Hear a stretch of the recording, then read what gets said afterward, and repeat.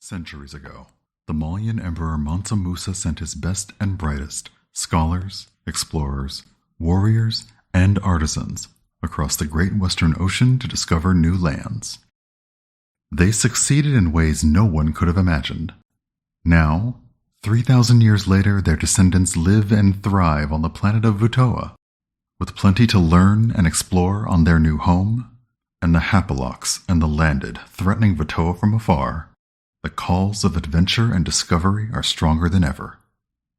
Join creative director Tanya DePass as Invicta, the High-and-Old Blade Keeper, DJ Knight as Ikemba, the Musalian Biopriest, Michael Sinclair II as Ilay, the Misajai Lightbringer, Christina Ariel as Sila 919, the Mansagene Biopriest, Gabe Hicks as Doring, the Solansi Packmaster, and Eugenio Vargas as the Storyteller, as they explore new planets, make new friends, and treat everyone they meet luxuriously. Welcome to the Motherlands.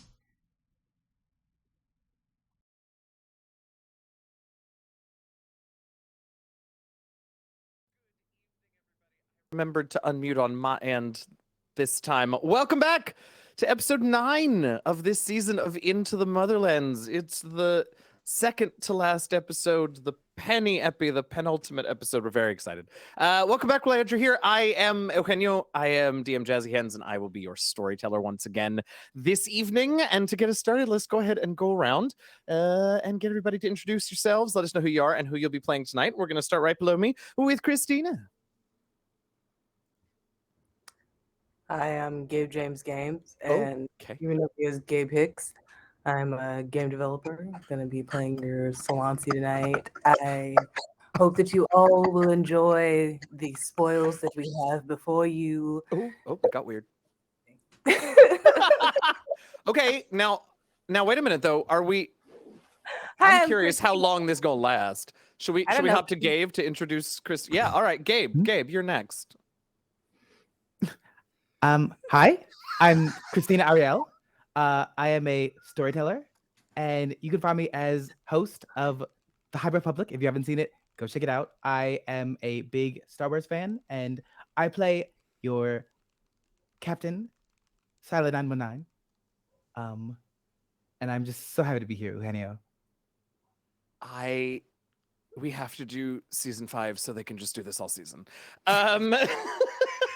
This is glorious. I knew something was going to happen when Christina asked to go first, and I just could never have guessed.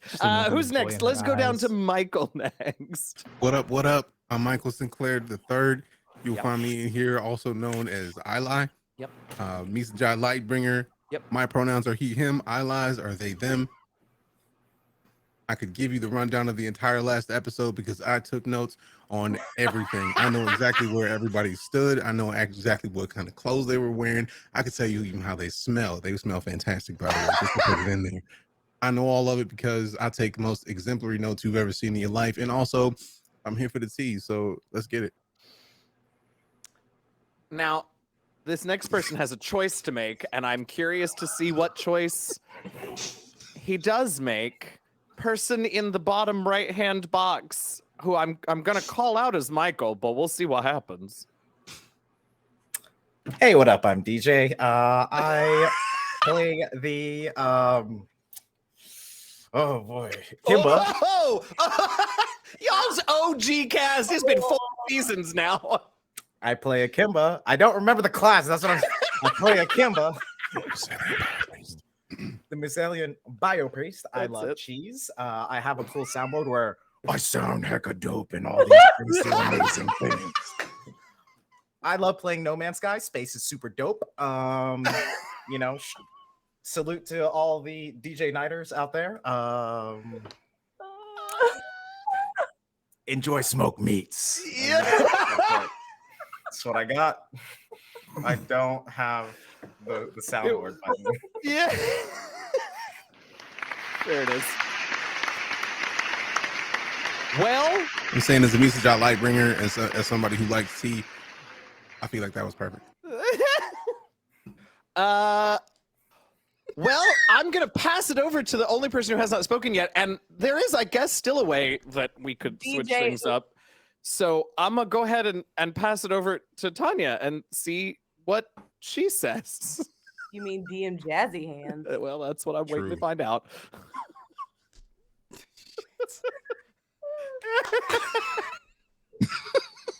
Y'all, I was not I actually have notes this week. I was not Michael, prepared for this, and I love it.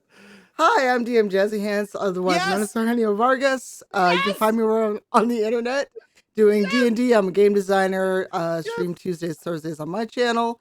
You can also find me on Rev's Waterdeep with Tanya, wherever she might be. I don't know. And I'm Tanya DePaz. I'm Cypher of Tyr, and I play Invicta, our High and Old Blade Keeper, and I love it.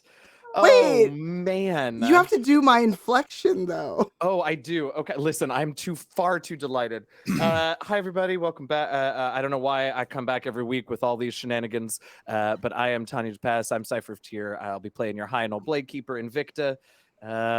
Y'all are a mess. Why am I here? Yeah. All right. Yeah. Well, I don't know if they want our thanks at this point, but I'm still going to thank some sponsors who let us come here and do this nonsense for you every week. Huge thanks to Logitech for Creators. I'm sure they are clipping this and putting it on their front page as we speak. We're making good use of the microphones that they sent us this season.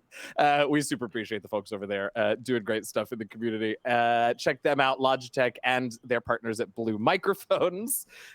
Next up, of course, we want to thank Die Hard Dice. Been working with us since the beginning, creating dice sets. They got good quality stuff over there. Go to dieharddice.com/Vutoa. That's /VUOTA. Nope, VUTOA. There we go.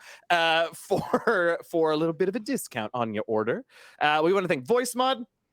I think we'll be hearing a little bit of voice mod again this week. It's been a few weeks since any of our NPCs used it, but we appreciate their support. You can go to voicemod.net, check them out, and you get a free version of their program before you decide if you want the full license. And of course, an enormous thank you to Twitch, without whom we simply wouldn't be here. We appreciate 4 seasons worth of support from them. We are using Twitch Guest Star as our way to connect and stream to you tonight and every night or every week this season.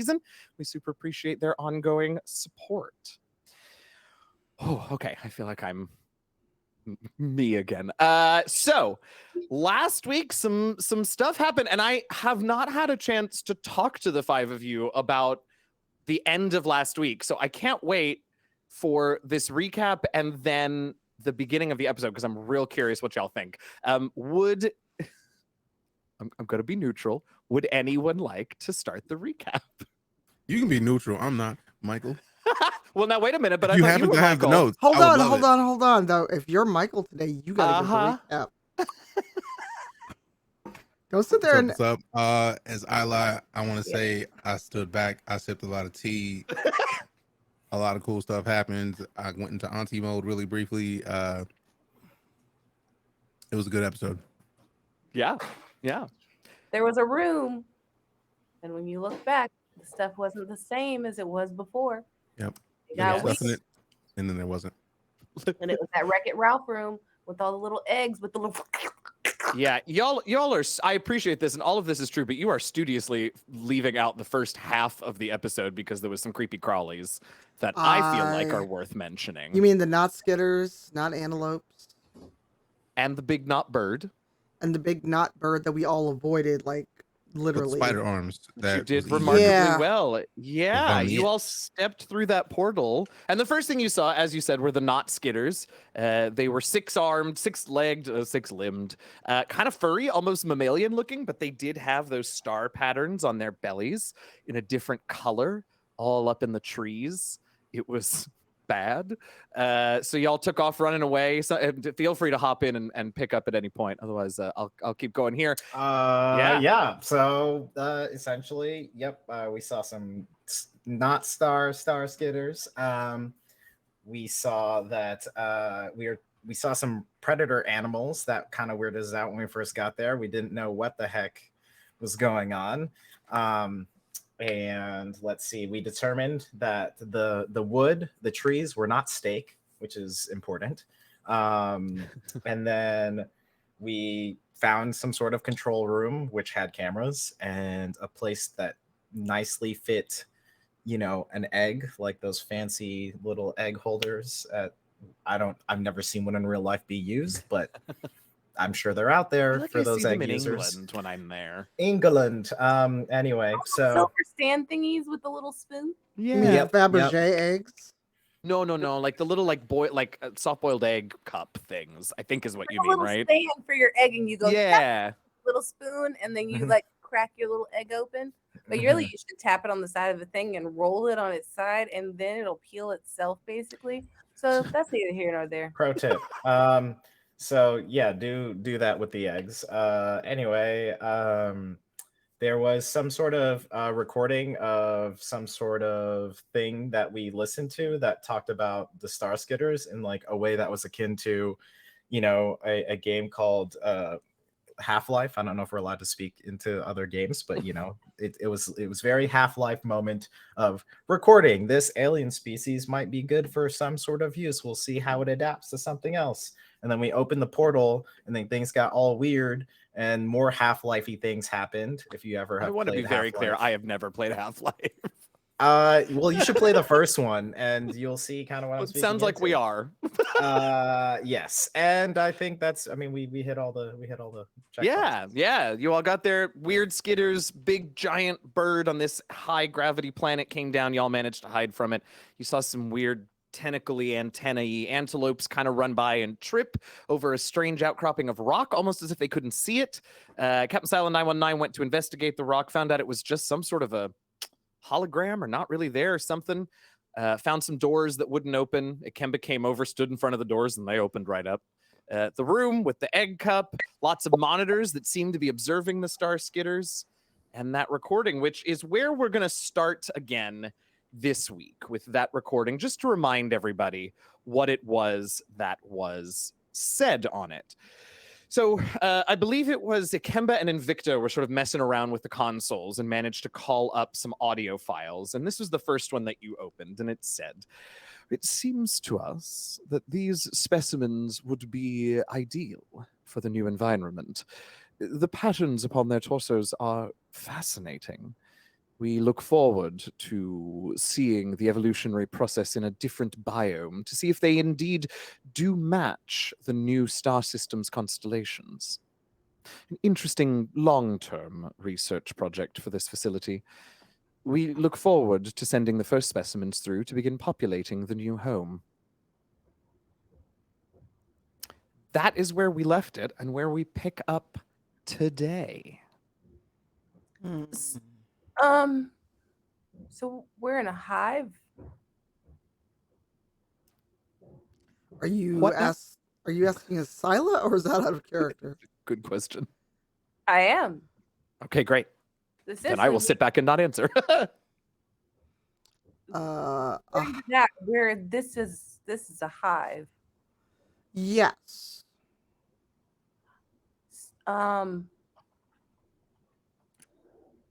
Is there anything? Do we truly need to stay in this space? Is there? Maybe we can find another way out. I thought we were trying to leave anyway. I don't want to go in there again. And I think we have to go that way to get out. I mean, you can stay here. I'm leaving. What if they wake up? Then we run really fast.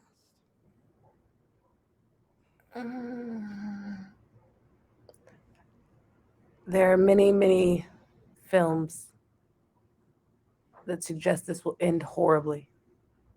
What's a film? A screening. The viewing screens. Oh, those things. Okay. It tells a story inside a tiny little box. Yes. Now I know what you're talking about. Those are horror things I normally don't watch. We're living one. could have done without knowing that. Thanks. I was just drawing the parallel. It presented itself. Yep. I'm gonna start searching for a way out. I don't care where out is. Yeah, I mean the door closed behind you all, but the hallway up is still there. I mean, the only thing that changed was that sort of egg platform. We keep calling it that, right? We know it's a technological device, not an actual egg. But the center sort of egg pillar rose up, but otherwise the room is the same. There's the exit is still open to go up the ramp that leads to the door that was hidden behind the rocks. All of that still seems to be accessible to you all. Currently, the egg-shaped technological device, which you all have pretty well figured out is what opens these portals between places, is still sitting on that pedestal. Invicta and Ikemba, you two are were anyway, in the console systems. You can sort of see that there are other other files, probably audio files, and then some other like systems things, which I mean, you can mess with if you want, I suppose. There are the view screens all around in this room that are looking at the various places in the forest where the star skaters were, and a few other sort of technological sundries. Did you say last episode towards the end that things were coming out of the portal when we activated it one of the other times? Not to my knowledge. Okay, nothing okay. should have excuse me, nothing should have passed through any of the portals that you all have seen in the last few episodes except for you. Right, So, right. Okay, yeah. Okay. We're not stuck in this room, right? No, not at all. Not at all. Yeah, It just was. It was cover from the not birds and the not antelopes and stuff. Right. So shall we continue on this way? Is there any more information to be garnered here? I mean, there are other files that you all could open and listen to, or you could mess with the other controls of the station. But outside of that, there's nothing that you all have noticed. It really is just sort of a single purpose. Oh. You just smirked. How secure is this door? No, that wasn't a smirk. I think we lost you, Henia, briefly. Yeah. Yeah, sorry about that. There he is. I tried to hit caps lock and refresh instead. Good job. What do you call this? Don't avoid the question. How secure is the door? Oh, the door at the door to the exterior. I mean, you couldn't get it open. Quite. Also, you're up to something. Is this the how we got in here? There's only one. We're in this room, and there's one hallway, which is the exit and entrance, and there isn't any other places to go or see. Not that you see here, no. It's like you're in a video game, you go into a room, it looks like a room, you loot the room, you leave the room. There's no like other things to kind of. That seems to be what you've seen so far, yeah. Okay, definitely. Not that there's anything here to loot. I was just trying to like for my own reference. But no, I get what you mean. Yeah. And then we already analyzed some of the technology around here, and it didn't seem to do anything other than this had a placeholder for the technology egg, and then it did, and it's a lot of surveillance portals. Stuff and open and closing portals. Yeah, you all also, I think, were able to analyze the technology to try and see how familiar it was to you all, and discovered that it was the same as some of the other things you all have found, which is to say, like, it looks like your familiar Vutoan technology and this technology are somehow connected. One seems to have influenced the other. It's a little tough to say which direction this that place goes. is built with NOR gates instead of NAND gates. Got it. Yep. Just kidding. Anyway. So oh my gosh. So nothing happened. We did the egg thing, and we're here, and we're on a different planet, and we're still trying to figure this out, is where we're at. You managed to open, so you stuck the egg in, right? And there was a green button and a red button. And one of the buttons opened a portal in this room and in the exterior where you all came in the forest. I think that was the red one, maybe. And then the green one just opened the one in the forest. Have we done both at the same time yet? No. All right. Well, so. Just Ilay's going to put the thing back there if it's not there, and I'm going to click the red one and then click the green one. Okay, you click the red one and the portal in this room opens up. There's a part in the wall I think we described that has like a little bit of a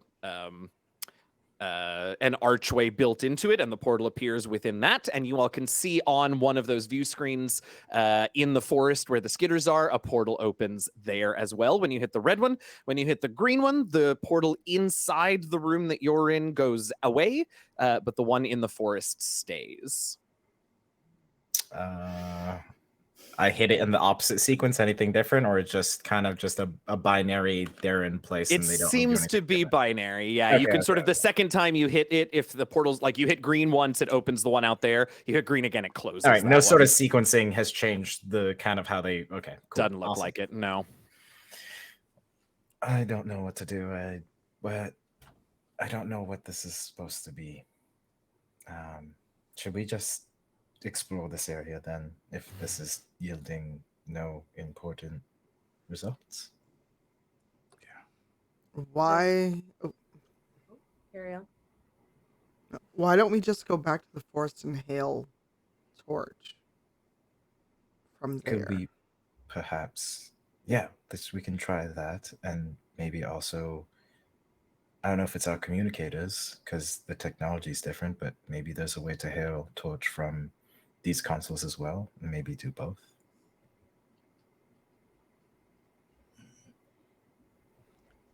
I look at the others. Seems a solid idea. I agree. I don't know how to do that though. It's just yeah. I was gonna say Ilay being the one to suggest this is amusing. Is that how technology works? Okay. I actually just look at Sila like, you're the captain.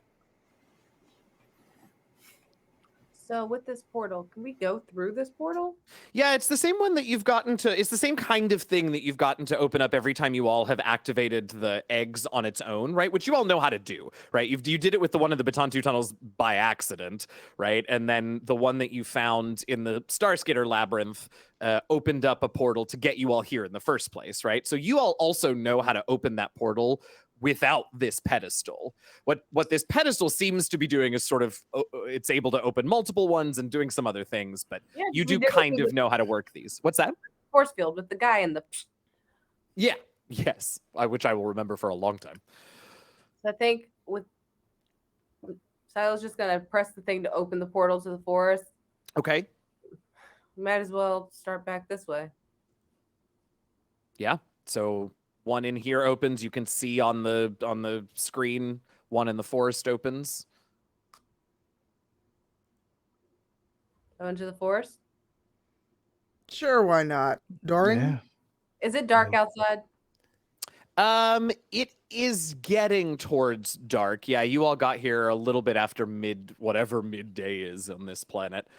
So it's like duskish. Although in the forest it's a little darker, I guess, because there is a canopy there. Off into the forest. The likelihood of finding creatures similar to the ones that we saw before is likely higher. Oh, best we can do is just listen. We can't go back that way. We might as well just go this way. True indeed.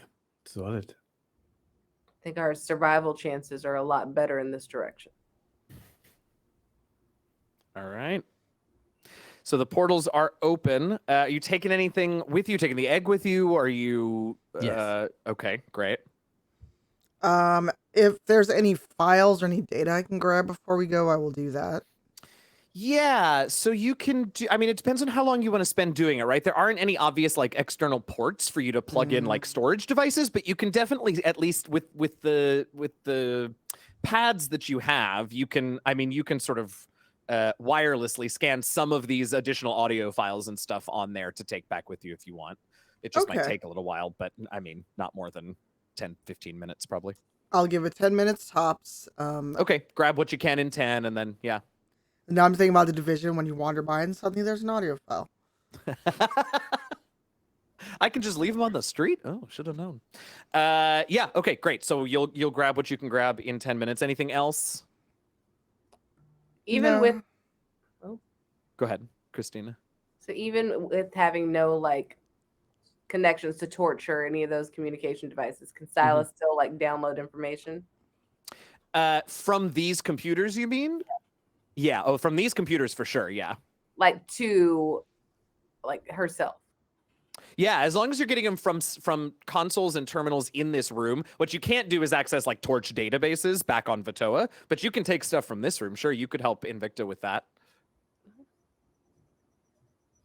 Invicta? Yeah, that'll get you a little bit more. Yes. Would you like my help? Yes. Okay. Really? What? So it's like a team up? Yeah. Yes. Duo? Team up to download some files. Like a dynamic duo? And she's like, as she's doing this, she's like the braid with the little like, and then she's taking in the information. Yeah. She's just like staring at Invicta like dynamic duo? Sure. I'm waiting for the pun. I'm waiting. It's somewhere. You're gonna have to wait a little longer. Why you have so little faith in me? I don't even have a pun. This was just bonding. Oh, okay. Aww. I've met you. Yeah. It's a nice little punless bond. And you also get some files. More files than Invicta would have on her own. Algo más? Anything else from this room? Nah. All right. Through the portal with the egg. Doring, you're taking the egg? Yes. Okay, great. Nope. And that's through it. okay. Through y'all go, and you find as you step through, you find yourselves back in the forest where you first arrived here on this in this place, whatever it is. And a few seconds after the last one of you steps through, maybe more than a few seconds, maybe closer to 10 or 15 seconds, the portal will close again. Invicta. Mm-hmm. If we had gone the opposite way through the portal, would it have been deforestation? I just walk away. I knew it. I knew it. I feel like Painting Pirate should just show up in chat now. Out here in the forest, it is a little bit darker. The stars, which you all now know very well, some of which are probably stars, but most of them are not, are even brighter now that the sky has dimmed somewhat. Yeah, Ilay. Actually, if I remember my jungle tracking course correctly, wait, is there still some sun out, or is it slightly sundowny? It's more sundowny, but there is still sunlight. Perfect. Great. My question is, I would like to maybe look at at our surroundings from different vantage points, like standing up or getting very low to the ground and looking sideways, like down to the earth, and kind of just moving my head a bunch to see if I see any let me think.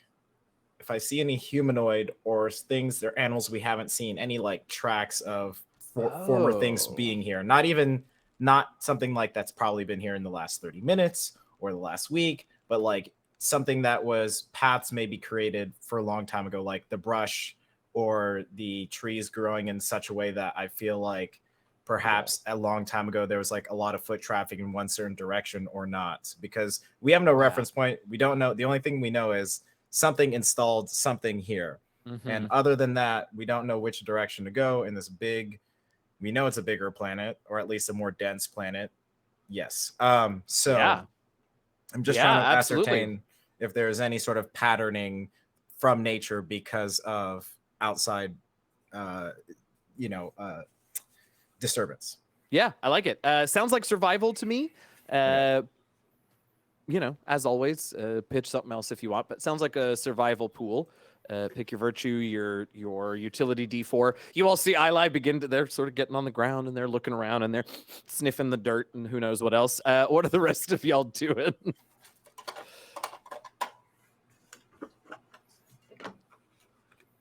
Just watching me. Got it. Okay. Pretty much. I don't know. I'm just kind of waiting to see if it goes well. Yeah, fair enough. Fair I'm enough. just why are you sniffing the dirt? We have sensors for that. I'm sorry I put that darkness on you, Ilay. And the king was just like, "Would you like any assistance, Ilay? Is there anything I can do to assist?" No. Just give me one moment. We're about to find out. Maybe he'll find some tea with that dirt. Today.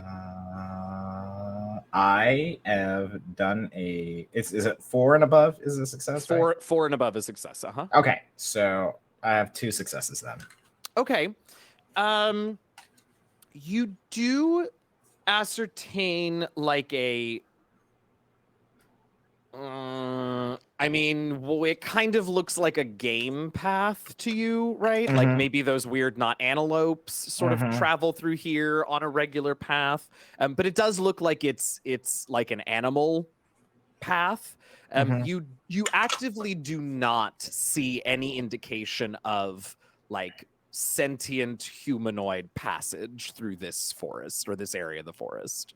But there is a game trail that sort of leads, you can see where it leads actually kind of almost in the direction that you all went when you found that weird bunker. And then it also leads deeper into the forest. I'll say, Doring, I'm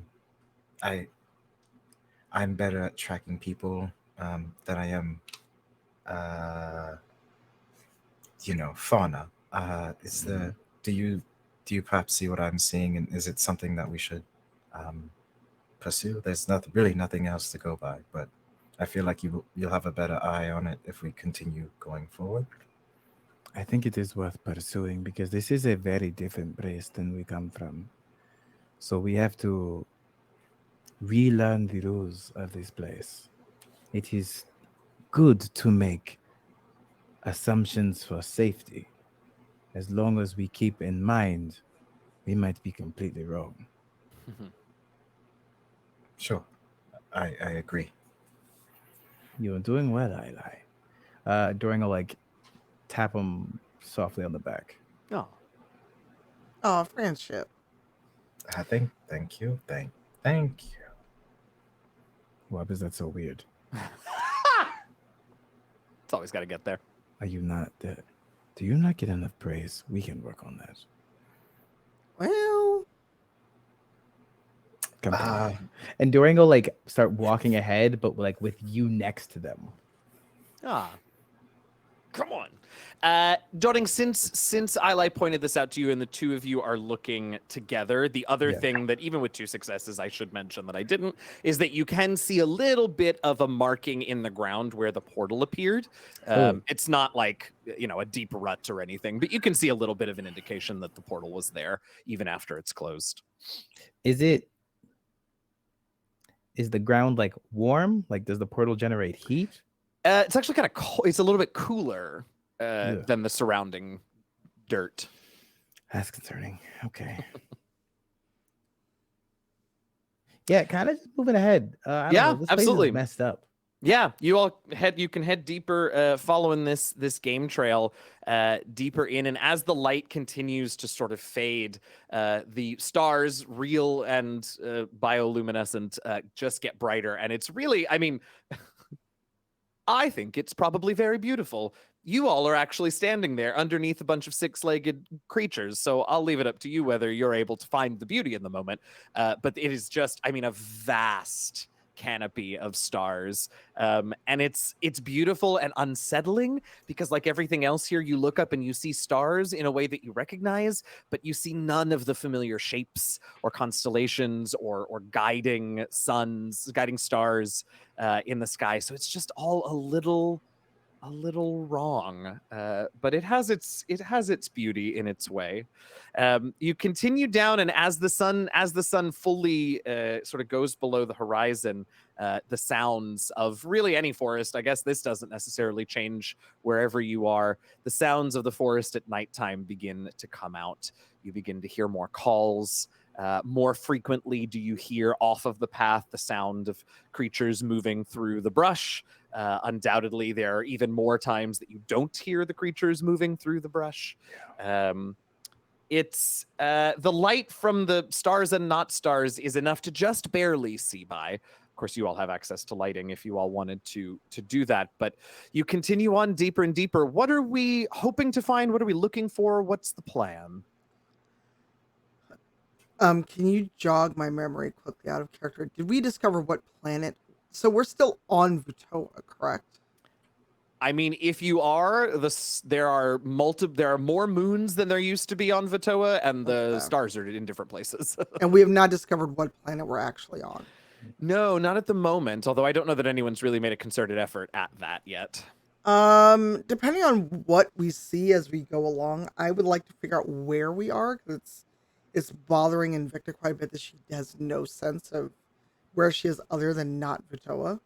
Sure. How do you want to go about that? I mean, I think I'll go ahead and stop being cryptic about it. I think you all can collectively have deduced that you are not, in fact, on Vutoa anymore. Yeah. So I mean, we're looking at planet scale in terms of where you are. How do you think Invicta might try and figure that out? Based on what we've run across so far, the architecture of that room, if there's anything that jogs her memory from either university or working with Torch, running across the landed. Sure. That I can give those questions I can answer without a roll. The architecture, I don't know if we mentioned this last week, but the architecture was definitely reminiscent of that architecture in the labyrinth, the Starskater labyrinth, and the same thing in the place that you went underneath Halin's. It is that like almost Hyanol architecture, but like not. In terms of like the wildlife here, no, this is all some effed up shit that you have never seen or heard of before. Okay. Do you like that, DJ? We're on front page. What am I gonna do?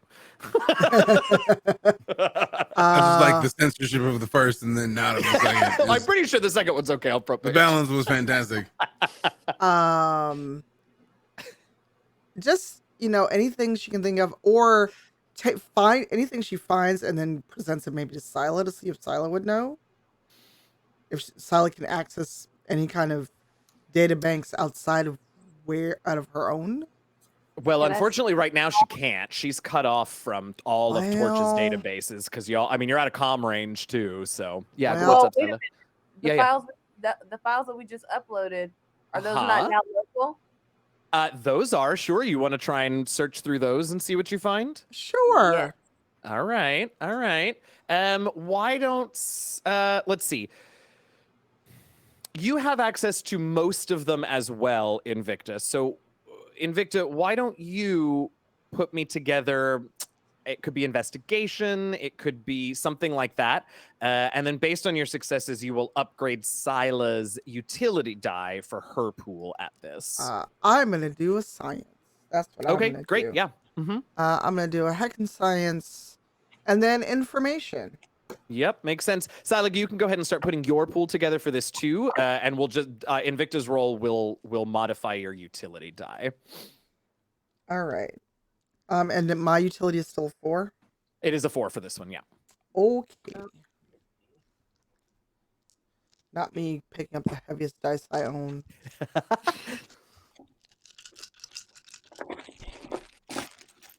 That is 1, 2, 3. 3 successes. Okay, so Scylla, your utility die will be a D8 instead of a D4. Oh, sweet. That's perfect. All right, so we'll do the D8. Then another D8 for duty. Okay, great. Duty to your crew. Got to get them home. That is true. And a D6 for investigation. Yeah, makes sense to me. Jingle bells, jingle. No, I'm just kidding. All right, a 5, a 3, and a 3. A 5, so that's 1 success. So you find mostly what you ended up getting are like log files, like the one that you listened to in there. With 1 success, you do manage to find a few what kind of look like partial star charts, but none of them are like expansive enough to look at all familiar. Wherever you are is far enough away from, assuming these star charts are for these stars, right? This planet's star. stars. You are far enough away from Vutoa that like you don't recognize anything on these. Maybe if you had a larger chart to cross-reference, you could eventually pinpoint where this is, but these charts really are limited to like local space, and none of it looks at all familiar. That's unfortunate. I'm gonna also, if they share this information, I'm gonna just click my Lightbringer staff to both like void and the healing light and just like swirl it around to see if that feels still familiar or if that is wonky. Yeah, I mean, right this time of day, the light side, right, the sun side would always be a little weaker. And that feels about the same, but the void side does feel stronger here. You've always suspected that part of that connection had something to do with Vutoa's moon, so maybe the fact that this place has more than one is affecting you in some way. Okay. Yeah.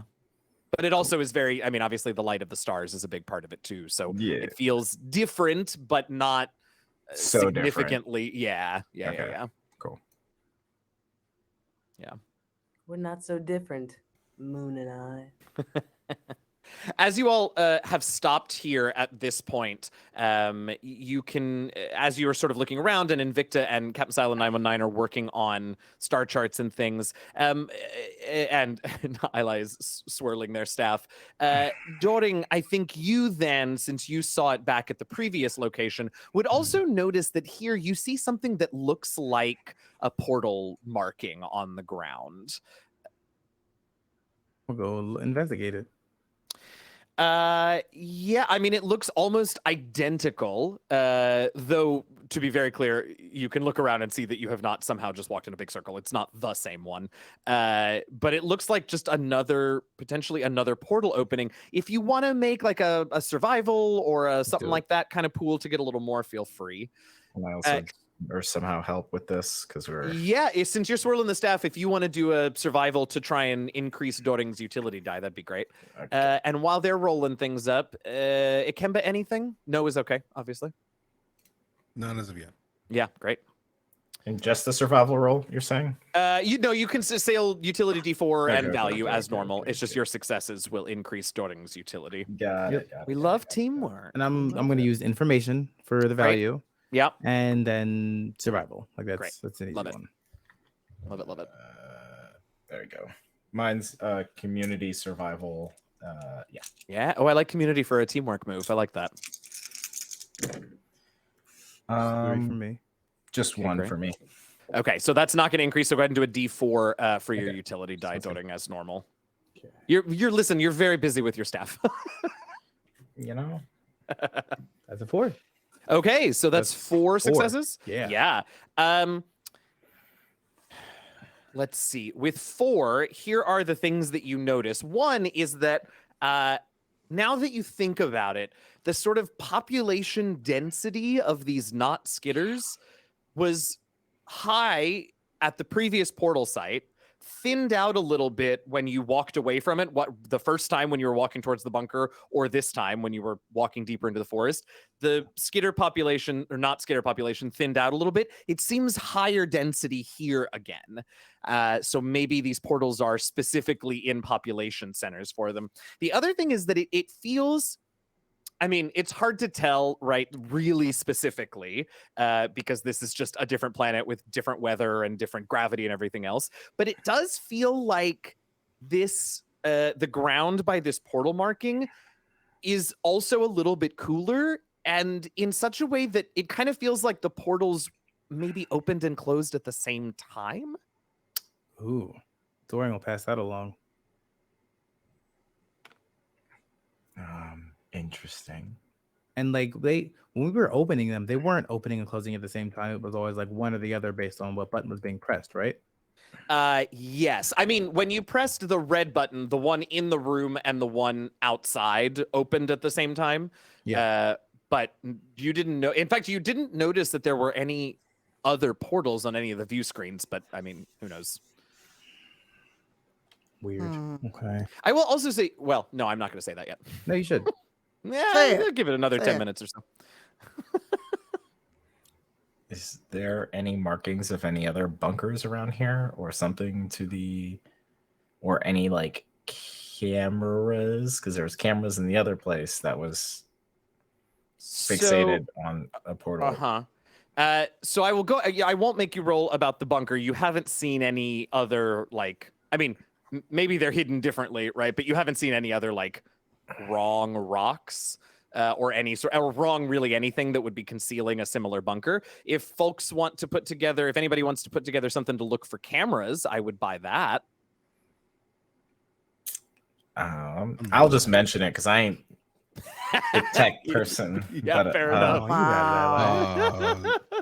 Ikemba will hunt for cameras out of Yeah, principle okay. once it's mentioned because Yeah, do it. I like that. Can I roll and help Problem solving. Ikemba? You can, or if you just want to roll your own search. I mean, this is a big enough area that I would buy a separate search. I mean, individual searches too. Okay, well, let's see how I do, because this is not one of my better skills. Because guess you didn't put enough points in investigation. You have other strengths. Oh no. Ikemba, how'd you? Oh, you're rolling now. No, I just heard her response and was like, "Oh." 2 successes, but also 2 ones. That's all right. The ones only matter if you get no successes, so you're all right.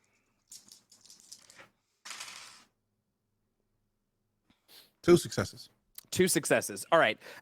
So the both of you are looking around and you don't see anything, which kind of in some way makes sense, right? If Doring is right and a portal opened up here at the same time as the others and you didn't see it on the view screens, maybe there's not. But then you both sort of at the same time, you're like, I don't know, circling around and you sort of meet back up at the other side of the circle and you do spot something. It is fairly well hidden, except that it's been damaged. In fact, if it hadn't been damaged, you maybe wouldn't have noticed it. It's built into one of the trees that is here, and you can see that this it's pointed sort of at it's a little askew, but it's pointed in the general direction of the portal marking. It's just been broken. Not like, not by a specific like attack on it, but by normal wear and tear and probably creatures picking at it and doing weird things to it over probably a long time. You can also tell, I mean, this stuff has been around here for a while. Okay. Huh. Is there any sense of transport may have landed or left? I don't think there's any. No, you all have not seen any signs of. I mean, the bunker and this camera are really the only signs of like sentient, potentially humanoid involvement in this place. Otherwise, it's pretty pristine wilderness. Okay. Huh. I look at the others and go, thoughts?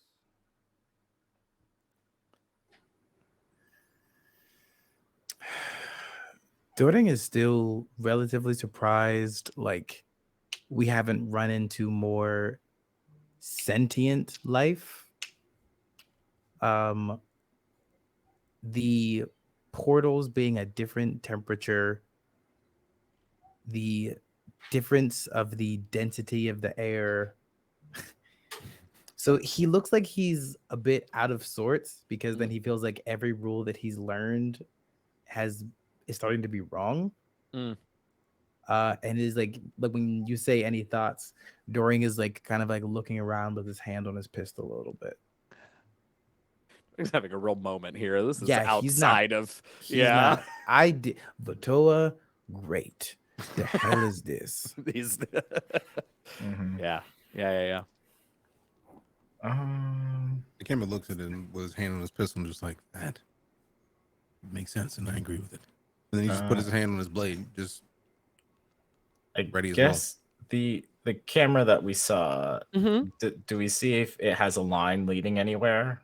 I know it's probably like well tucked away and all that. But... Yeah, it seems to be sort of inside the tree. In fact, what the other thing I can say about it is it almost looks like this thing was sort of like the tree almost grew around it in some ways.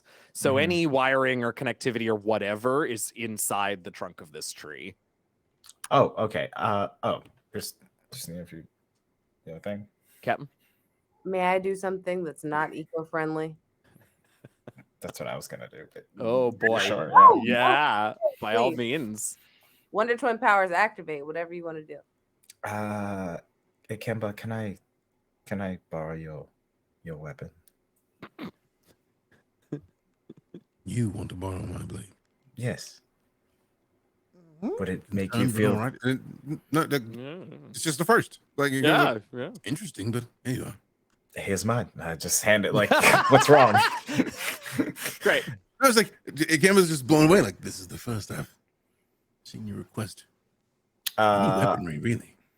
I'm gonna go towards the tree and start to kind of like, I'm not gonna go straight towards it because I don't. That's probably how you damage a blade. But I'm gonna try and like cut like parallel to how I think the fibers run. Oh, interesting. Okay. Like, until I get to a point where I can see maybe there's gonna be some wiring. Maybe there's gonna be something that like tells us like sometimes when people put stuff together, there's wiring that says like in some sort of language or some sort of thing that like, or some sort of measurements that will tell us like something maybe. So I'm gonna try and see if I can, hack into this tree that grew into whatever to see if we can get more information. Yeah, and Captain, were you thinking sort of along similar lines? I was, well, honestly, with that part of it, just if you need help, somebody to kick it over, I got you. Yes. Well, I appreciate it. I'm just trying to do some organic hacking, not the hacking that because I see what you did there. You're welcome, Captain. And I'm just hacking away. Hacking away.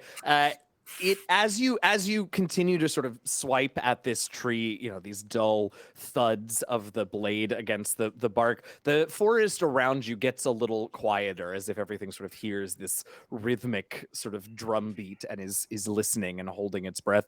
And eventually you do manage to shave off enough of the bark and the inside pulp of this trunk to find a little bit of the lead of the wire. Let's see. Let's do this. When you see it, you can see that, first of all, this is the future. The camera is wireless largely. But you can see where there's a little like plate, like ID plate on the bottom of this thing. And I think you all have seen enough to at least be able to get that this thing says 2 of 3. And then there is a few other little markings, but mostly in a language and a script that you don't recognize immediately. Is there anything else specific that you were looking for this? There may be more there. I'm going to give Ikemba back his blood. I hope it doesn't look too damaged. I try to use it in a way No. Yeah. I'm gonna grab it, or I'm gonna give Ikemba. I would like to trade back our weapons. I was surprised you gave me your weapon. Thank you. Thank you. And I'm gonna grab my staff and I'm gonna smack it towards the steel part of that implement. Yeah. And I'm gonna just start yelling like, I know you are listening, but someone please speak. And like just like, because like we're here, nothing is happening. Yeah. Like the forest is listening. It's all frustrating, but like nothing, we haven't done nothing that is more overt to be careful. But at this point, I love frustrated. It. I feel like Henny was gaslighting us. That is not true. I have given you plenty of options here. I love this. Ilay is going to town on this tree, and it's anyone wants to stop me, which is fine. Beautiful thing. Is Ilay having a falling down moment? Is there really tea if no one's there to observe tea? Is the tea steamy? If Is nobody Team can feel, Steamy if no one can feel the the steam. I love it. Wow. Yeah, I mean, and this silences, right, the forest around you. Whatever small sounds were left or were coming back are silenced. And after a few sort of hits, you do hear something, Ilay and the rest of you. It's sort of a low rumbling.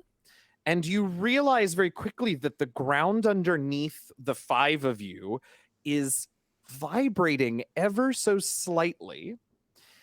And then the ground begins to sort of get rubbery or give a little bit and opening up in various places in like, a pretty good, I don't know, meters, right? Like 10 to 15 meter diameter circle-ish space. These mouths begin to open up in the ground. And I do need everyone to roll initiative, and we will get the initiatives when we come back from our brief, tight 5 to 7 minute mid-show break. I am excited. I love everything about this. Off we go. We'll see you all in tight 5 to 7. Have a good I have a concern. Fear. I have a huge concern. Bye.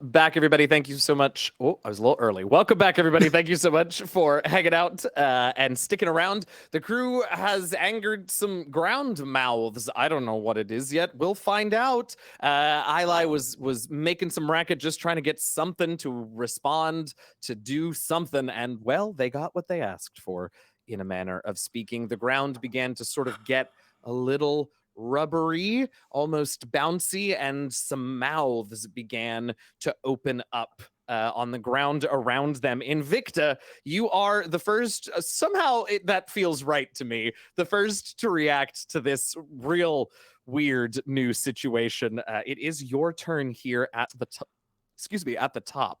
Are the ground mounts between us and an exit route? So like, yes. So you all are sort of clustered in generally the same vicinity. And now that the ground has started to shake and some dirt has sort of started to move around, you see that these mouths do not look like individual entities. This looks like one, maybe 12 or 13 meter diameter circular creature, like flat disc-like looking creature with a bunch of mouths on the top, and like a real springy body. So you were standing on this thing's back face? Who's to say? Look how happy she is about that. She is thrilled. Yeah. Uh-huh. Wait until I see you again. Yeah.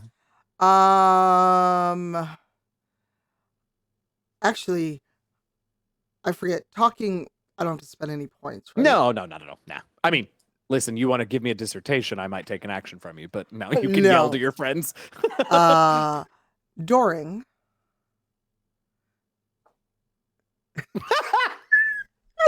I'm sorry. That's kind of what I imagine Doring doing also at this moment, just like dissociating from the nature that is not natural as it is. 100%. Like, Do you have any bombs or any projectiles?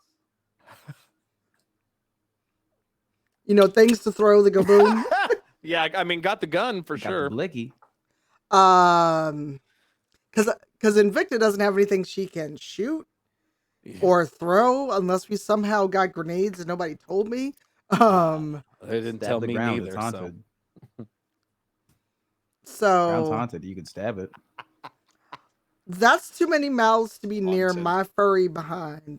So no. I just look for anything I can like throw at the mouths. Yeah, I mean, there are definitely like some rocks and twigs or not twigs, but like branches and stuff. I hope they're not mobile. Oh. If they're mobile, I swear to God, I'm gonna scream. The mouths or the rocks? Yeah. The mouths. all of the above. Oh no. I'm gonna look for the biggest thing I can pick up and just throw at the center mouth. Yeah, sure.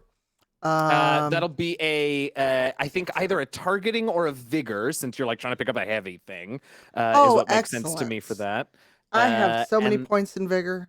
Oh, good. And then your value, and you are not, in fact, using your blade in this case, so the utility die will be a D4.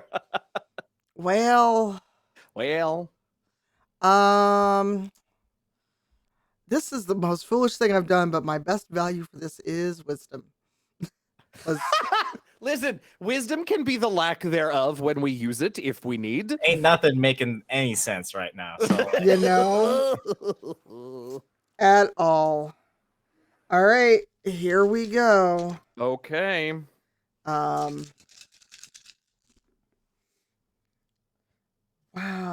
the world is against me. Invicta is so terrified by this. I rolled 6 dice, only got 2 successes.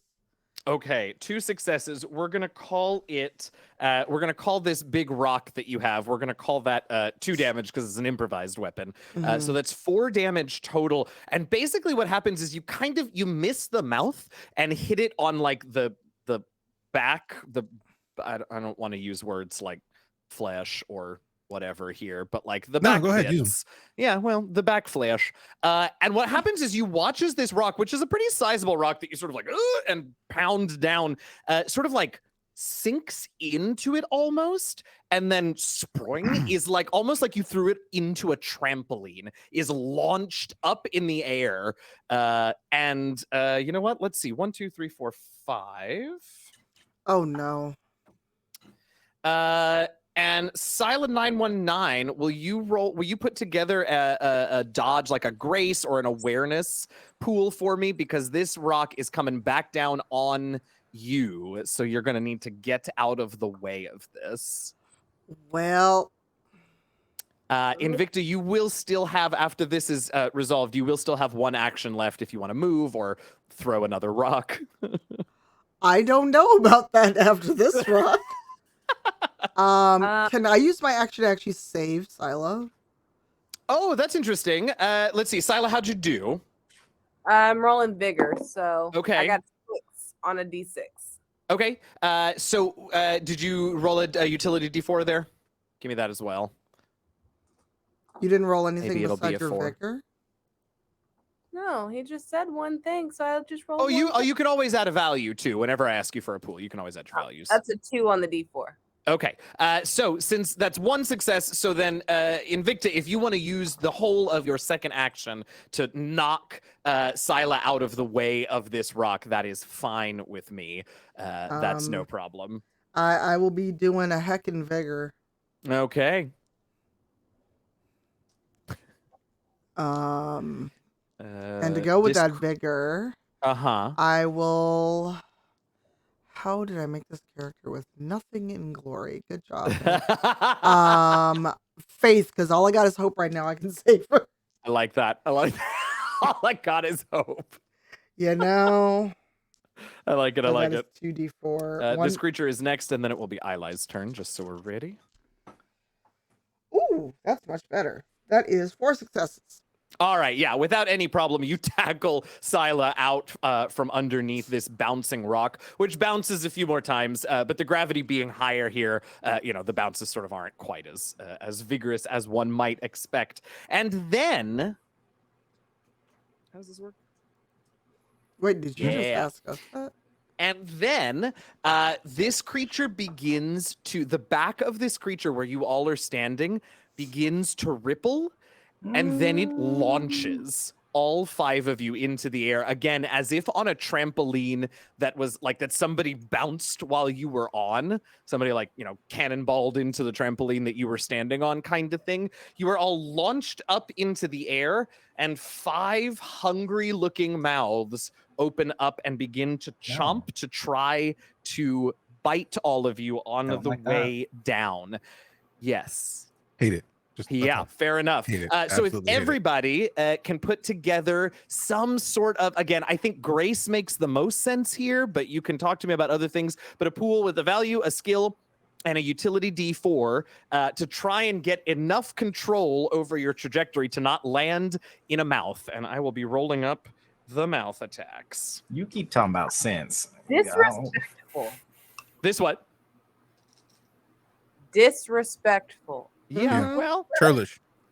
I mean, Ilay was the one making that racket in the middle of the night. People trying to sleep out here. Yeah, but not with a bunch of cows. What kind of? Don't like. Let's start with. Shit is this? Let's start with Ikemba. Ikemba, how many successes you get? Oh, none yet, but it's all right because I haven't rolled. Okay, great. Who has somebody who has rolled? Yeah. Oh, great. Ilay, how many successes you get? 2. 2. Okay, so you kind of managed to sort of twist yourself so you don't land directly in the mouth, but it is, you do land on one of these sort of like up-pointed sharp teeth in this weird mouth that has opened, and you are going to take, with the armor that you have, you are going to take 6 points of stress as this mouth bites on you. With a 2? Well, yeah, I rolled 4 successes, so... his 2 successes canceled 2 of them.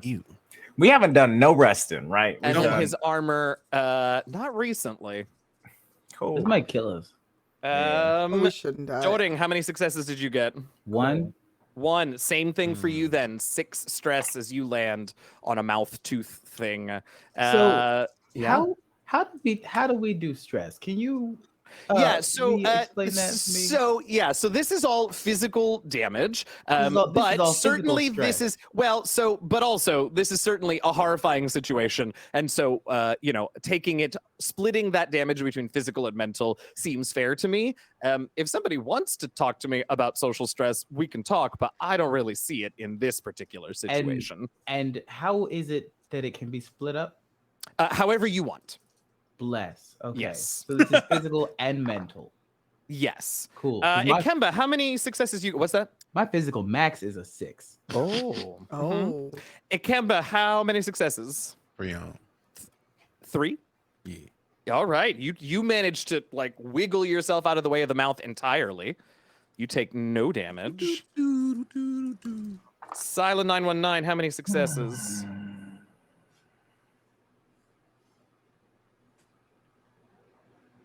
2? All right, so you then only take 3 stress. Yay. As you sort of graze one of the mouth teeth things. And Invicta, how about you? How many successes? Because there's a greater power than this evil 5. Oh dear. 5. Wow. Yeah. You sort of spread those wings, those mechanical wings that you have, and sort of like manage to glide, and again also entirely avoid a mouth. So you take no stress. This thing is creepy and horrible. And next up is Ilay. Sweet. Would you say that my pack has any rations in it? Oh yeah, I would. Okay. Especially you. Yes, definitely. I have no smart ideas other than possibly. I kind of want to take the egg and and wrap it in rations and throw it under and see if it'll just like chunk the thing. That's absolutely hilarious, and I kind of love it. But I don't have eggs, so that's true. Doring has the egg. Mm-hmm. Let me look at this. Doring is directly after you. So if you all want to work on something together, that's fine with me. Do we perhaps want to feed this thing an egg? I say as calmly as possible, but like calm is trauma. Yeah, 100%. Cybernetic egg? Yes, because it will portal and this thing enjoys eating, and it's bigger. The portal is smaller than this big thing. If you want to do that, you can. Yeah. I would like to. Here's some rations. Can you? Oh, thank you. Wait, hold on. Let's be very clear about which direction we're passing this egg. Ilay, are you offering the mouth an egg in these troubling times? Yep, sure am. Sure am. Yes, that is Crazy. correct. Boom! Inappropriate. All right, Ilay, you've got the egg. You've got them rations. You tossing it in a mouth? Yep. All right. I will take a targeting as the skill makes Targeting? sense to me. Well, you tell me what Stay else. hungry. I'm giving it a free food. You know. All right. I'll say Does this. it have eyes, Ilay? Not that you've seen yet. That's what I'm saying. It doesn't All know right. what to put in its mouth. Here's what I'll give you, All I'm saying Ilay. is put it in a mouth. Here's what I'll give you. Targeting if you want to toss it from a little bit further away from a mouth, or you can get a little closer and like roll or drop it in. I would do the latter, even though I might die. Like okay, so like do like maybe grace or focus or something like that to avoid getting chomped with the egg, because these mouths are weirdly like not exactly fixed, but not mobile. It's very strange and gross. It's all kind of rubbery and not fluid, but you know. None of this like makes me organelles in an amoeba. They can move around a little, you know. Yep. All right. 3 successes. 3 successes. No, this is wild. No problem. So you head over and you just sort of a little toss, little underhanded toss, and it goes directly into the mouth, which immediately snaps shut and begins to sort of chomp on it. And what's wild is a bunch of other mouths sort of in the vicinity begin to sort of also make chewing motions. Now, what happens is that just a few seconds, a second or two after you toss it in there, a portal appears right in the spot, Doring, where you saw the marking, where there was evidence of a portal before, but it stays open for a couple of seconds and then closes again. And then opens once more and stays open for another several seconds And now this portal is there, but it is like flickering in and out as this egg device is being masticated by this creature. How is this shocking to you? Run for the portal. We were putting the thing that triggered a portal inside of a mouth that's chewing. How is this I was imagining that it was going to get sucked through a portal. It makes the portals in one place. Well, this is why I'm not the science person. What the fuck? How many torch hire you people? Doring, it is your turn. Look, I was here. No, it's my turn. Doring pulls out the blicky, walks up to a mouth, puts it in the mouth. I'll roll targeting if you want me to. I'm sorry, you're putting what in the mouth? Why would you? I'm putting the hand with the blicky in the mouth. The blicky. Don't put the hand hole. with the blicky Don't in the put mouth. I mean, you going in the mouth? Yeah. Oh yeah. Oh my gosh, Okay. you used your fist. Or you I fist in can't. the mouth. That's Yep. I will take. Yeah, I mean, targeting is fine, Oh, or those yeah. other things that I offered to Ilay, since this is the same action but with a gun this time. Nope, going to use glory, going to use targeting, and Love then it. my utility. This is wild, and I love it. 5. 5 successes. Yes, I rolled 6 dice. Jeez. Holy! Does your gun have a critical effect? Yes, it does. I What get is to take it? a free attack Oh, for heaven's with the sake! weapon. I'll roll again. What's the damage on it though? 4. 4, and I'm gonna bypass any defense this thing had because you just shot its like inside its mouth. Mhm. So Okay. yeah, I mean this in fact this mouth just like explodes with a Mhm. sort of lime green gore, and you can certainly take more attacks on other mouths because that was 20 damage, 20 stress, not Yep. enough to kill it, but a lot of stress. Is this mouth still working? This one most certainly is. Was that the one with the egg? Uh-huh. Yeah, no, doesn't seem like it. The portal does seem to be a little more stable now that it isn't chewing on the egg, although it looks a little raggedy around the edges. You're not sure how long it'll last. Hell yeah. Can I reach it? Hell yeah. I want to reach it out, pull the egg out, and I'm going to shoot again. This is a free attack. Yes, absolutely. Came here to cause problems, good at 3 things, and this is one of them. 4. My favorite part about the commentary when you go to roll is that we can only kind of hear it because you're not facing your mic anymore, and it's incredible. How many successes, sir? I put points in glory. I put points in targeting, and this D6 utility on the pistol, ridiculous. Yeah. Okay. Yeah. I mean, again, you have now done 36 stress. It looks very bad. You can see several of the other mouths are beginning to bleed this lime green blood, ichor, whatever it is. A few of the mouths are still sort of trying to chomp, and the wibbly wobbly is still kind of happening, but like this thing doesn't look great. Good. The portal, now that you have pulled it out, you can see this thing is just covered in that same greenish goo. But now that it's out of this creature's body, the portal does seem to have stabilized. Does it seem like it's dented at all, or is it durable enough that it didn't really? No, it does look pretty unharmed. That's worse. Wild. Sila, you are up, and Ikemba's on deck. Portal's open. Creature's not looking great.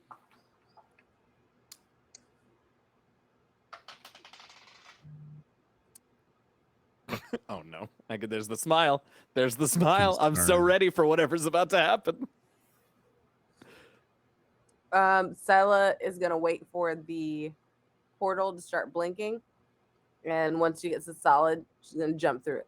Okay, yeah, absolutely. And it's now that since Doring has pulled the device out, it's a little more solid, and then you see it sort of like click into fully being there, and you can leap on through. Captain has said it's time to go. You find yourself back, I will say, Sila. None of the rest of you would be aware of this, but Sila, you find yourself back exactly where you were before, in that room, in the Skitter Labyrinth, that big empty room. You can see out the door where the chopped in half and generally effed up body of the Panther robot is still sitting. There don't seem to be any other signs of landed people at the moment, but you are back in that room. Is there anything that I can grab and go back through with as a weapon, like more like a knife or machete, maybe. Like maybe someone had some with them. You know what you could do, and this will probably take your remaining action on this turn, but what you could do is grab like one of the claws of what the remains of the panther robot. They're pretty sharp. And wear them like gloves? I feel like that is a full project for a little down the road, but like generally, yes. No, I mean like I just like. Oh, I see what you mean. Yeah. I mean one of them anyway. I'm gonna do that. All right, grab that. Yeah. So you go over and you tear this thing off and start fitting it on your hand, and you can head back through the portal in the next round. That brings us to Ikemba at the bottom of the first round. Invicta is on deck for top of 2. So the mouthy thing is mouthy little is in bad shape. Yeah. The portal is open. Yeah. Am I close enough to just like swing at it with the blade? Oh, yeah. I mean, it's underneath all y'all. Okay, cool. I didn't know if we were still on it or because I know I dodged the mouth. I didn't know if I was still on top of it. Oh, good question. Yeah, the diameter of this thing's pretty big. It doesn't seem to have really moved its bulk. It's just sort of the mouths that migrate a little bit. But yeah, you're all still basically on top of it in some way, shape, or form. Good, because I don't like it. And I don't like the idea of being on a thing that wants to eat me. It's kind of rude. So I am to explain my pool. I'm going vigor because I want to perform a feat of, using strength and fortitude. Stab the shit out of it. Basically, I'm tossing in some justice because it is not proper justice that this thing still exists. It is only fair that this thing goes away since it tried to eat us. And watching Doring put the blicky in and bop bop. I mean, it just seems it's only fair to throw a lick or two in just out of principle. You know, I anticipated some strong emotions about all the things that you would encounter on this planet, but anger was not one that I expected, but felt a lot of. For Ikemba, life is logical. Sure. Don't try to eat me though. Yeah. Right. Ikemba typically doesn't eat a lot of meat. That's fair. He's mostly a vegetarian. He would look at it and say, "You say one more thing, I will feed you to my children." He doesn't have children, but he would say that. That would be one of his lines. So it's very intense. Yeah. You try to eat me a lot. Sorry, I can't help it. It's logical that you got to go because it's gonna be if it's gonna be one of the two of us, it's not gonna be me. So 4 successes. 4 successes. What did we put for the damage on your blade? Did I give it to you? I don't remember the damage. I just remember that the D6 was the utility die. Okay, then 4 is the damage. 4. That's what I thought. I was gonna say if we gave you a D6. I need a. This is supposed to be a machete. I need a better blade. 4 and 4 successes. You said. Yeah. Yeah. I mean, you stab down, and you can tell since Doring was shooting inside of the thing's mouth, right? So that seemed very easy. It's good to use vigor, right? Because it's really a little bit of a thick, I don't know, skin or whatever on the back. But once you penetrate that, it just goes right in. And you do see the mouths that are still functioning sort of open up and emit this awful warbling, cry kind of sound when you stab through it. And the creature sort of begins to shudder. And the remaining working mouths are really slowing down. The wibbly is almost completely stopped. It's not quite down yet, but I mean, it's not going to be throwing you all up in the air like it did quite as vigorously anymore. You do still have an action, Ikemba. You can use it to move or to stab again, I suppose, if you want. Up to you. If this thing goes, I feel like if this thing goes away, it might be a good idea to. If it goes away, we probably can dip without issue and not be in combat anymore. So let's see if the die are here for me. Pull that blade out and stab it again. This is a rude rule because I typically go for greed get you got, but yeah, that's 4 more successes. 4 more successes. Yeah, I mean, I'm rolling 3 D8s and a D6, and somehow that D6 hit the side of the 6. So yes, Yeah, I mean, I don't know that you even remove your blade. I think once you've got it in there, you're like, well, let's just drag it around a little bit, right? Just slicing it open. And the cry continues, and then this thing sort of sinks down. It feels like the ground that you're standing on sort of sinks down, maybe 10, 20 centimeters or so as this thing almost like deflates as it dies. Well, hey, we made it through a whole round. What are the four of you who are still standing on top of the corpse of this? What did I call it? I called it something awful. A mouther. It's a mealy mouth. Shivering mouther's a D&D creature, so I don't think I called it that. Oh, I called it a trampoline crab. There were claws? A what now? Yeah, but it just didn't come out yet, and then you killed it. Trampoline crab. Yeah. I'm very glad that it died. Me too. I'm very glad that I did that. Like, if I would have tried to move to the portal and claws came out. I can never eat crab again. Thanks. Daniel. I would say that. I'm kind of I'm gonna eat crab right now. Yeah, I'm gonna walk off the beast thingy and just lay down. Yeah. Okay. I'm just gonna stand over. Excuse me, what are you doing? I don't understand anything. I hate all of this. Well, do you want to lay there and let more mouths find you? No, I just need 1 minute. At this point, I kind of imagine your captain now leaps back through the portal, clawed hands at the ready for a fight that unfortunately she's not going to find. That look around. I'm ready. You're late. No, but I went to go get weapons. Isn't your hair a weapon? You have one on your head. I needed something sharper because there were so many mouths, and I was gonna them, and go and just this and then that, and then off with their mouths. Mm-hmm. Mm-hmm. I'm gonna take my staff and just do small little thumps, just on yourself. Down. Yeah, just to kind of bring myself to some sort of awareness that I'm back here. Yeah, that you're not inside the trampoline crab. Yeah. Invicta That's my action. Yeah. I really want my home and whiskey and a bath. I don't even know. Someone please just find us a ship. I want to go home.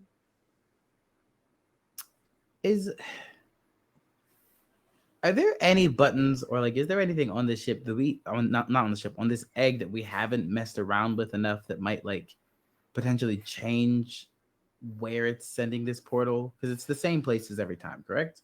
That's what as far as you can tell, it and I mean, if you ask Sila where she ended up, she would tell you it was in she ended up in the same room back on Vutoa that you all came from. It seems like maybe there might be multiple locations on this side, right? Because you saw the other one, and which is where you came through before, and then this portal is leading to the same place. So it might be like a branching thing on this side, but you've never, and in all the study of the other egg device also, you never were able to crack the code of how it locates the portals, how it positions the portals. You don't crack the egg. The egg cracks you. The egg cracks you, yeah. But it is good that Sila was able to go back to Vutoa. So we technically can go back at any time. Yeah, the portal's still open. I mean, you haven't it hasn't closed. It's not ticking like it did, like it has other times when specific people and things have passed through it. Hania, what are we missing? You're you got something. You sneaky. So there's something wrong here that we haven't seen yet. I think it's not Vutoa, it's Photoa. Okay, but maybe you're onto something. Oh no, it's the mirror universe. It's the mirror universe and a time hop. I'm putting all the things together. No, I'm not. Because the sky and planets look wrong, right? The ones here do, yeah. Ugh. And let's see if we walk through the portal, we should see if there's any signal at all.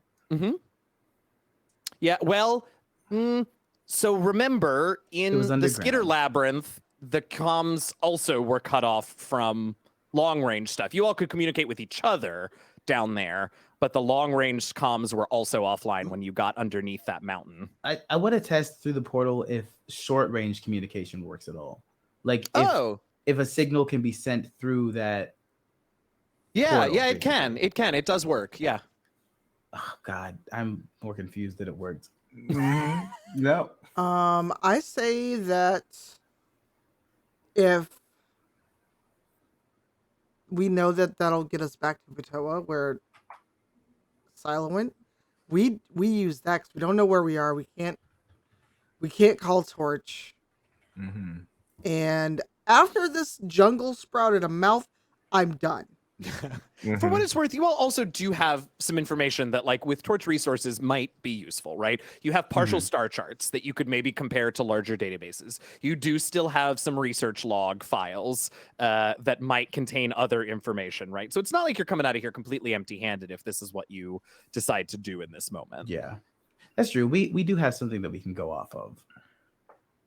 Yeah. So plus these creatures are pretty distinct, so if anybody's ever heard of anything like them, I'm sure they'll immediately notice or recognize, I should say. This time when Silo went back, she went back to a place that was Vutoa. Yeah, it was the same room that you all came through the portal to this world from. That room. Yeah. Okay. Got it. Yeah. Okay. Yeah. I'm just gonna stand up. Right now, I was laying few down. more. Yeah. Few more bonks. Yeah. Do we want to? I guess there's a way back, and this place is certainly. I would like to say out of my depth, at least. Should we try and head back? I think so. Yeah. We now know we can get back here if we want to. Yeah. Are you telling me It's true. there's not one mouth left? I mean, the mouths exist. They're just not chomping anymore. They are inert mouths. Why do you want one?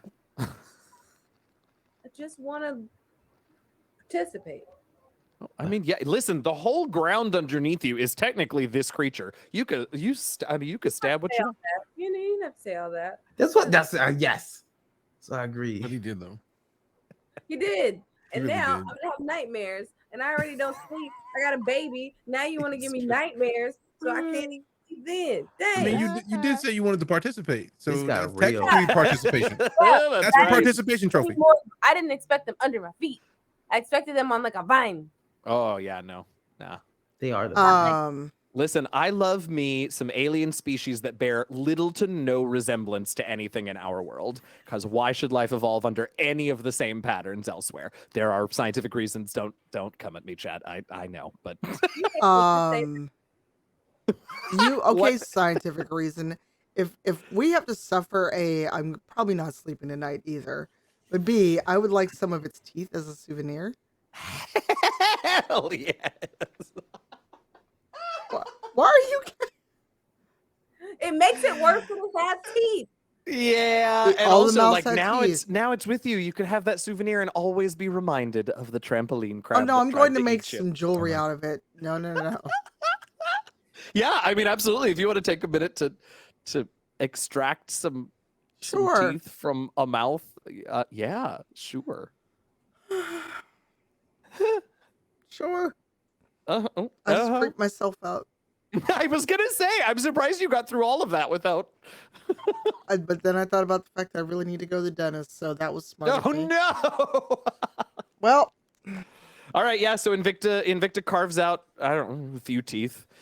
Yeah. That green ichor starts to coagulate a little bit. It's kind of goopy. So you didn't have to You say all welcome. that. You listen. Y'all are still here, so I got to keep describing things. Time to go. I'm leaving. Bye. Ikemba yeets through the portals. Like he's out. He's like 40 but in episodes. the meantime, I'll be through here, and he just goes. 41 episodes, and it took me this long to figure out how to get y'all to move. Mouths that are the ground seems like a good reason to go. I see you. All right, yeah. Y'all can head through. Okay. Already done. We were already done with that. Absolutely. You all head back through. You are back in the Skitter Labyrinth underneath that mountain just to the west of the Osalam. There are, like I said, the remains that your captain sort of took apart to use for her new claws. The rest of those remains are there, but you don't see or hear any sign of any of the other landed personnel that were here when you left. They have either cleared out or are hunkered down somewhere or something. You all, what's the goal here? Where are you all headed? Are you trying to head back to just to get out, to get comms? Are you looking for them? What's the plan? I would like to get out of here to the surface, and if we find more landed, we can just kill them. Look, it's been a hard day. There are mouths and other planets. If a landed gets in my way, it's going to be a very bad day for them. Yeah, that's fair enough. That's fair enough. Actually, go ahead, Ilay. I was about to say, like, I'm on board with this plan. I'm pretty beat up, but All right. Well, yeah, I mean, you all can sort of retrace your steps. I know it feels like it's been ages, but it's been like several hours, right, since you came through that portal. So certainly you can sort of retrace your steps. By this point, you all know to look for the little prongs just to make sure that you're doing the path properly. None of you need to walk into force fields.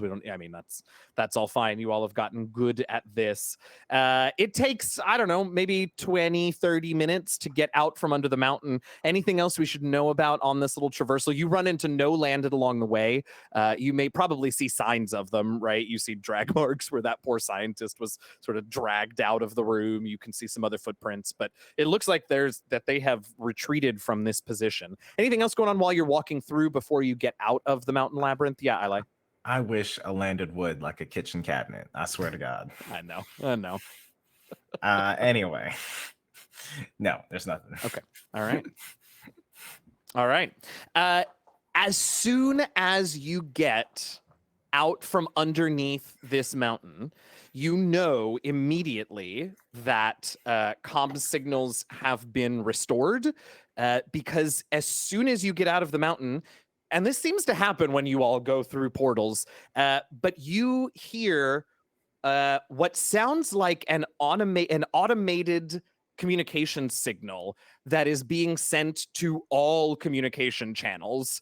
You can go to the Torch specific, whatever, but they are all taken up by this sort of emergency broadcast style announcement that you pick up once you're out from under the mountain that says,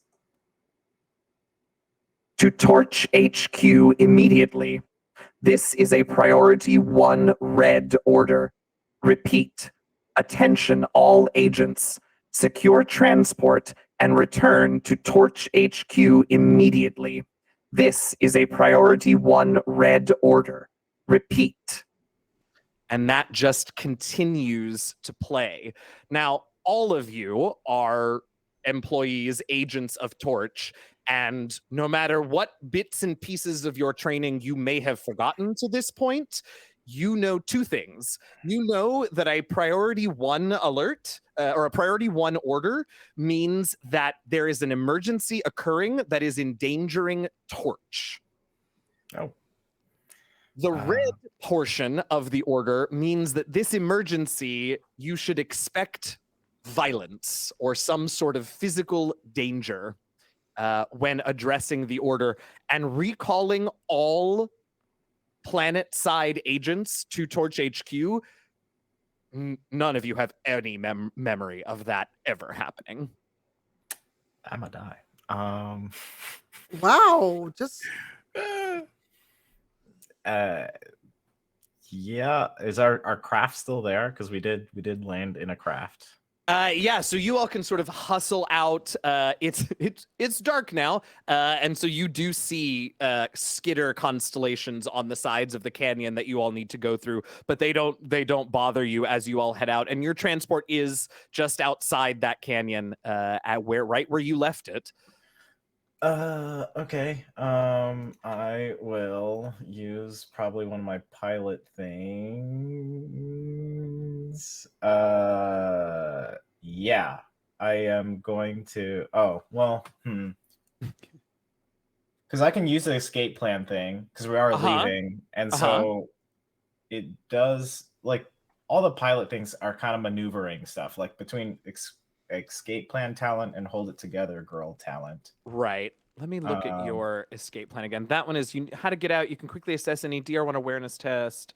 Yeah. Okay. So you can use escape plan if you want and make that test, and that'll just sort of give you it'll give you the quickest route back to headquarters, and then also like potentially some information when you get there.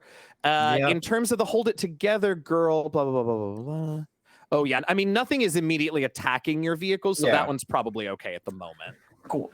So yeah, I'll do the former, and yes, I'm not resting apparently, so we're going. Yeah, go for it. All right, I'll take that awareness. You pick your value and your D4 utility. Okay, I'll take awareness if that's okay with the group. I'm just like deciding that we're actually moving. So I'm loving the go get 'em attitude. Awareness, some sort of other thing. Yep, that's a good one. And let's see here. That, and then I get to use. Do I get to use anything else here? No. Okay. 2 successes. 2 successes. All right. I believe the talent just requires a DL1 awareness test. So first of all, you can immediately, you sort of, what's the word I'm looking for? Analyze like weather patterns out here in the desert and the fastest route back to Torch Island, where Torch HQ is. And then I will tell you one other thing when you get there. But is there anything else? Now, it's a little bit of a trip, right? It's going to take, I don't know, hour or 2 probably, I think it was, to get there. So is there anything that we're doing on the way that we should be aware of while you all are in the transport? Good. Oh no, I was gonna say if I can get a cat nap, no pun intended. Yeah. Okay. To rest up because I was hurting for a little bit. Yeah, I think we'll give you all. This is I can't remember how we called it in the rules, but a non-stressful scene. I'll look it up in just a minute and tell you all how that goes. But yeah, you will all be able to use this moment as a little downtime because some of y'all is hurting. Doring, what was it that you were hoping for? Using like the stars that we saw and the data maps and hopefully a connection now to try to basically triangulate where we might have been, or some general area now that we have like a spacing connection to. Yeah, definitely. You can start looking at those. Why don't you roll me up probably an investigation or maybe a science or something else if you want to toss it out. But let's see if you can do it. I mean, you'll be able to do it, right? The torch resources, eventually, you'll be able to do this. It's just whether or not you can do it quickly enough to figure it out before you arrive tonight. Okay, here it is. So this is a scene transition. Scene transition. Okay, we're gonna call this, so basically you can all heal 2 stress from any one track, or you can split it up 1 and 1 as needed. What is the not long enough for a full rest? Sorry? Default stress number?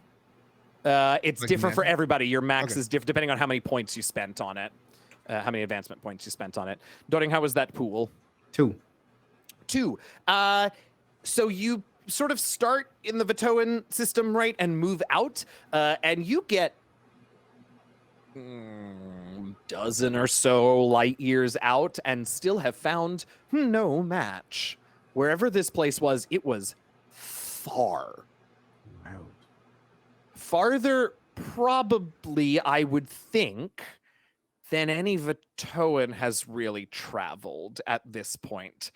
I mean, yeah, and certainly not instantaneously, right? Like that is definitely beyond Vutoan technology, and like faster than light travel is only just sort of becoming a real thing for you all.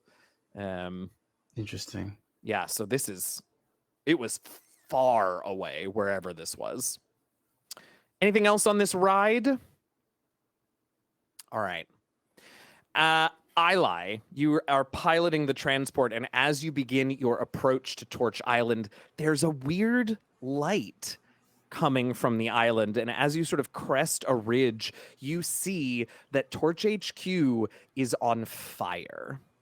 Oh. I am going to, instead of going directly, I'm just going to do like a circumference, like a quick, because like if it's a tarp, the trap, then if I don't want to head straight towards the thing, I want to like make sure. Yeah. What happened. Yeah. And so I don't want to head right there. I want to like do a quick circumference around Torch HQ to figure out what actually is going on. For sure. And that awareness, that whatever it was, what is the name of the talent? Escape plan. We'll use that second success here, and you basically can find sort of a back entrance to headquarters that is relatively unused and seems to have a bit of clear area if you want to sort of get around. That area looks largely undisturbed. Looks like maybe it would be safe to set down there if that's what you all decide to do. As you're doing this flyby of headquarters of the tower, you can see that there are still some people on the island that are sort of fleeing and trying to get on the various ferries to the mainland and get off of the island. You don't see anybody at this point coming out of the tower.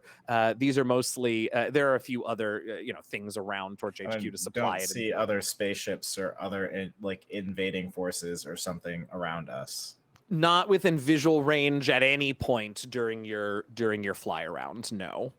So I'm just gonna say to the crew, I think we can use the back entrance safely if that is what you think is wise.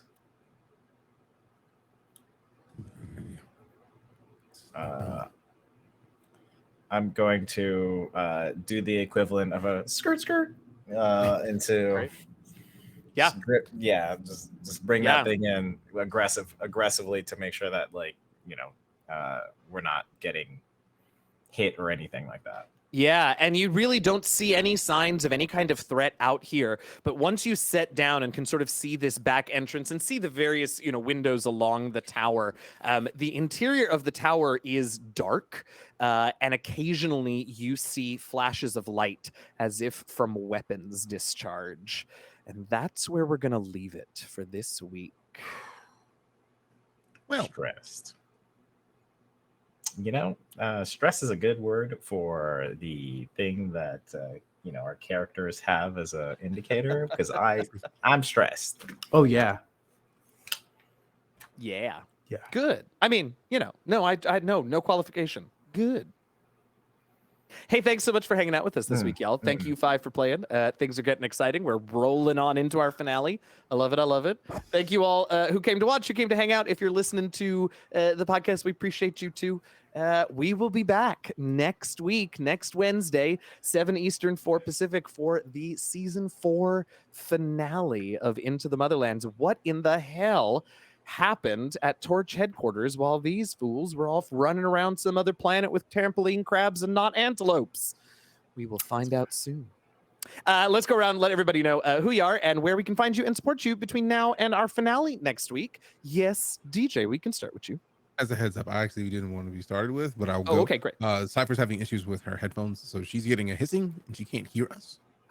Okay, great. I will send her a message when it is her turn to outro. But in the meantime, let's start. Well, let's start with. Oh Lord, I'll do it. Christina. I already said you want to do it? Oh, you can do it. Oh, great. All right, what's going on? I'm Michael Sinclair III, aka I'm DJ Knight. I play video games on the internet. You can find me at pretty much a place that you can go. DJ Knight is probably what I'm there as, because people like to go places and take names and do weird things. So yeah, probably there too. But I've been playing a lot of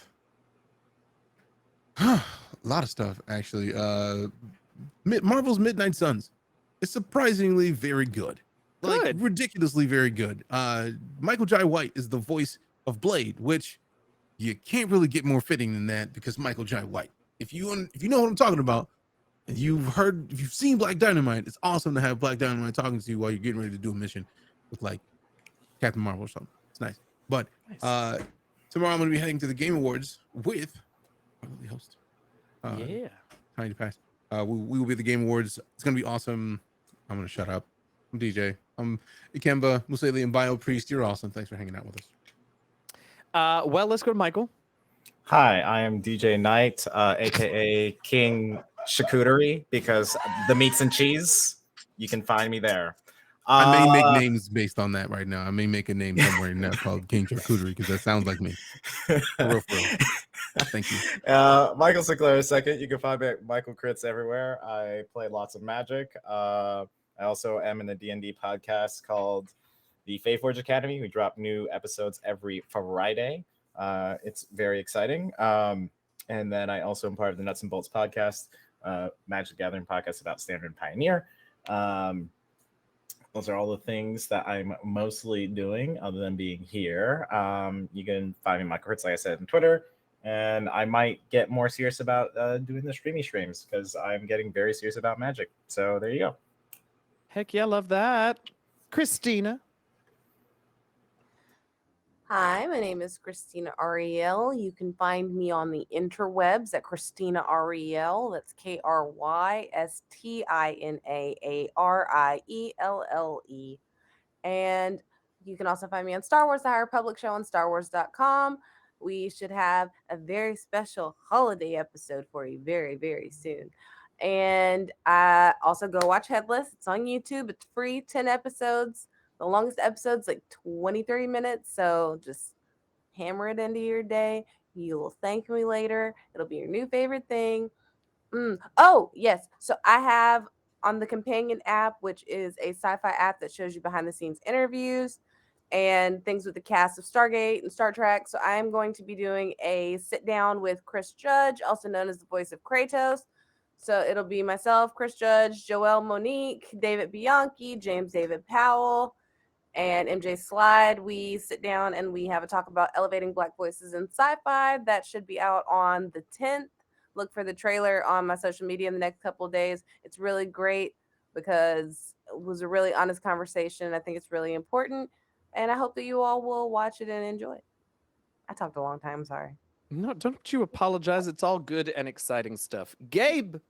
Hi, I'm Gabe Hicks, Gabe James Games. You can find me across pretty much all platforms. I am not doing as much right now because I'm on like a pseudo vacation. I'm still working on a few things, but I am running at a way lower capacity intentionally just because I'm like, you know what? I can do it this time. I'm going to do it. I'm going to do it while I can. Amen. I love that. Enjoy it. And last but not least, Tanya, who I know can't hear us, but I just texted her and said, go. Oh, but you're muted, though. Oh, God, she can't hear me saying you're muted. Oh, God, I was muted. Her. I was just talking. Hardware mute, so I didn't have to hear myself. Hi, I'm Tanya. I, too, will be at the Game Awards with DJ, so we'll be out there in our finery. Despite that tweet, people do know how to dress in the game industry. And Sunday, we'll be back with Rivals for our Penny Epi, as Eugenio would say. If you are interested in our live show from PAX, both that is on the Rivals Waterdeep YouTube, and then our Motherlands game is on my YouTube, and the audio version, thanks to DC Lasser, will be up Friday at 9 a.m. Central. So get your audio, get your video, and then after I come back from the Game Awards, no one's allowed to talk to me except for these two shows. So I'll be back. Find me Cypher T. I'll probably be back Tuesday playing some Callisto Protocol, maybe Midnight Suns. So sorry about weird audio issues. See you when we get back. All right. We're going to raid Day to Dave.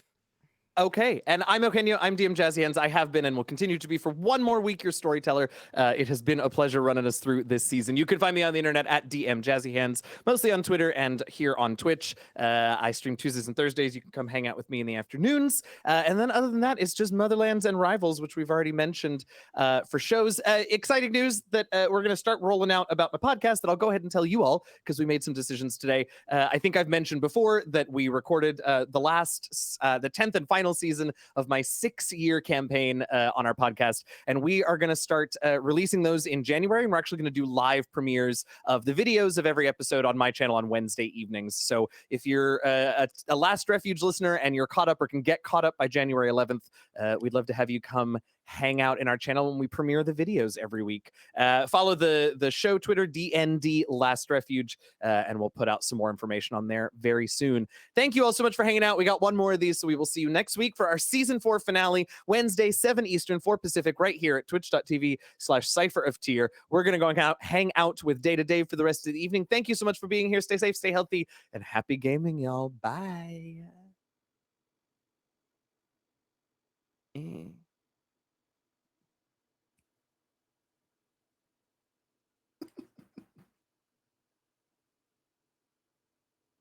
They might be able to hear us, but just in case, I went and got the account King Charcuterie, and I just gifted him a sub in the stream.